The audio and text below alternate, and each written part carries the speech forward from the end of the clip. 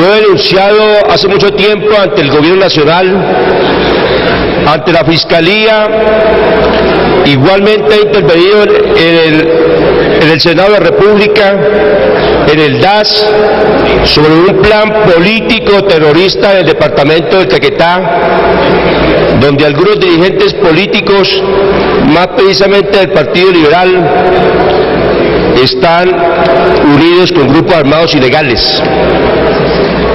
Y eso lógicamente tiene una respuesta y una reacción que la estamos viendo con una guerra sucia.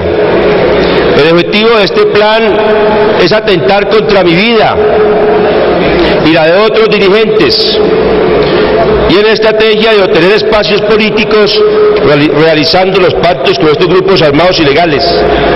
Y para ello tienen toda una guerra sucia que consiste en 3 etapas.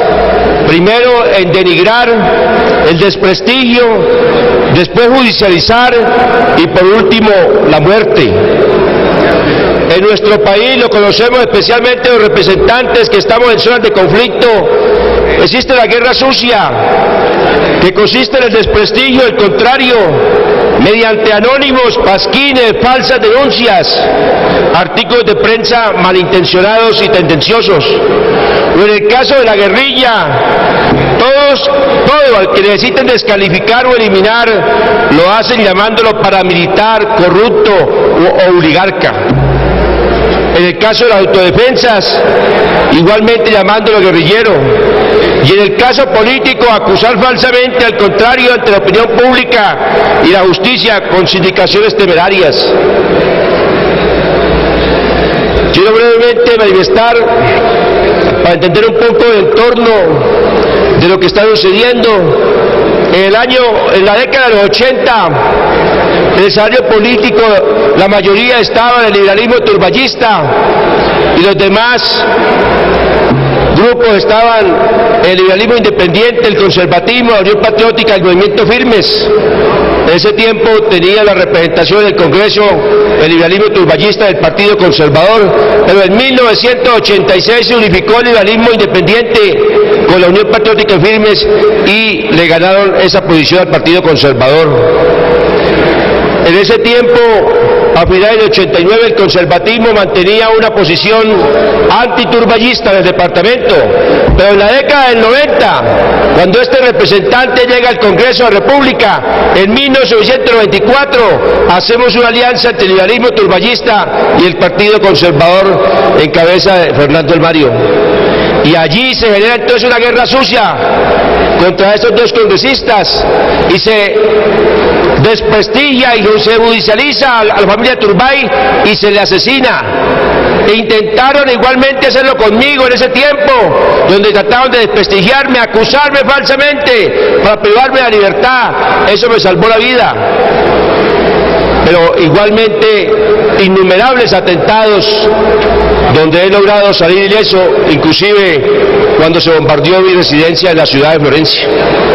Pero actualmente vuelve y surge esta estrategia y empieza una guerra especialmente contra este representante con pasquines y calumnias que salen a diario en todo el departamento, desinformando con artículos tendenciosos a nivel local y nacional, como es el caso de este artículo de la revista Cambio.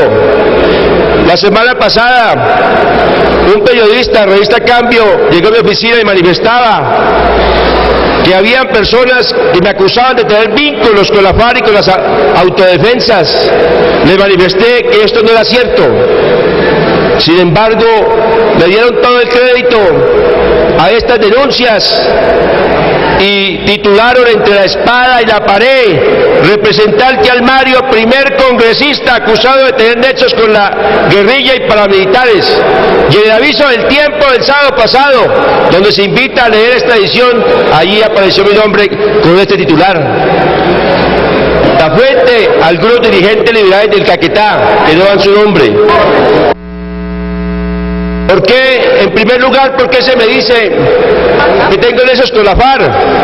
Dice textualmente la revista: la controversia alrededor del representante Almario se agitó a finales de mayo, hace 20 días, cuando la policía capturó en Neiva y Florencia a 9 personas señaladas de ser integrantes de la columna móvil Teófilo Borrero, una de las cuales figura en la nómina de asesores de Almario en el Congreso de la República. La operación también incluyó el allanamiento de los 2 locales contiguos a su sede política en Florencia. Le manifesté al periodista que esto no era cierto, que era por el contrario. El allanamiento de mi sede se había hecho porque la Teófilo Borrero se había instalado en un almacén para intentar acabar con mi vida. Pues no me creyó. Por eso he solicitado el día de ayer a la Fiscalía. Aquí tengo dirigido a mi nombre la Fiscalía Cuarta Especializada de Neiva, donde se manifiesta que efectivamente había un atentado contra Fernando Almario. Esa es la verdad. Y no pueden entonces manifestar que porque la guerrilla se metió a mi sede política a hacerme un atentado, que yo soy responsable de ser de la guerrilla. Eso es como manifestar que si un ladrón entra en nuestra casa y es detenido, entonces los ladrones somos nosotros. Es absurdo esta forma de presentar las noticias. Aquí tenemos, y queremos todo esto dejarlo a la Secretaría para que conste en las actas. Pero igualmente manifiesta la revista que estos dirigentes decían que Fernando Almario era el padrino de las Águilas Negras, un grupo emergente paramilitar, y que yo había reconocido que el señor John Edward Monge hizo parte de mi unidad legislativa en el año 2002 y 2003. Yo le manifesté que era cierto, pero que no conocía que John Edward Monge tuviera alguna actividad ilícita o que fuera cuestionado por la justicia. Entonces me dijeron que aquel tenía un hermano que había sido de la guerra de las paramilitares y que ya estaba muerto, y entonces eso me vinculaba a mí como padrino de ese muerto que nunca conocí. Aquí tengo igualmente la constancia de la Procuraduría, Contraloría, DAS, igualmente la Fiscalía, donde manifiesta que el señor Edward Monge, quien fuera mi asistente hace 4 años, no tiene ningún vínculo, ni siquiera un preliminar de investigación alguna. Y entonces, si algún hermano de él alguna vez perteneció a paramilitares, ¿es culpable de su familia? ¿O soy culpable yo? ¿Se puede sindicalizar de eso? A mí me parece que aquí hay una responsabilidad muy grande. Pero igualmente se me quiere vincular con que este señor John Edward Monge, que estuvo en mi unidad legislativa, fue parte de la Junta Directiva del Fondo Ganadero y que tenía de pronto nexos con Miquel Ramírez y con las situaciones que se presentaron en ese Fondo Ganadero. Le pedí la constancia al Fondo Ganadero y me dice que efectivamente John Edward Monge fue nombrado suplente de la Junta, pero que nunca se posesionó y nunca asistió a una reunión de Junta Directiva del Fondo Ganadero. Esas son las indicaciones principales por el cual me ponen la picota pública irresponsablemente, porque le creen a los dirigentes liberales del Caquetá, no al Partido Liberal, ni al liberalismo caqueteño ni de Colombia, sino a unos dirigentes que he denunciado que pertenecen a grupos armados ilegales que están infiltrados dentro del Partido Liberal Caquetá.